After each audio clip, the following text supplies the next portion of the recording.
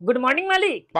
यही ना चल रहा है मन में कि देखो फिर मटर, कल का बना था मटर, परसों का बना था मटर, कल का बनेगा मटर। हाँ, चल रहा था। तो भी कुछ नहीं उखाड़ पाइएगा हमारा और हमारी डार्लिंग का। डार्लिंग? हाँ, हम हैं इसकी डार्लिंग। तो दोनों के ना देख के दिमाग खराब हो जाता है ठंडी में। अभी कहाँ, अभी तो शुरुआत है। हम लोग के हनीमून मनाने का टाइम आ गया है। कौन सी का हनीमून? अभी 2 महीना हम लोग रगड़ के हनीमून मनाएंगे, वो भी आपके आंख के सामने। माथा खराब हुआ ना हमारा तो धर के कूच देंगे, दोनों को बता दे रहे हैं। पूछ दीजिएगा तो हम लोग का सब्जी बन जाएगा।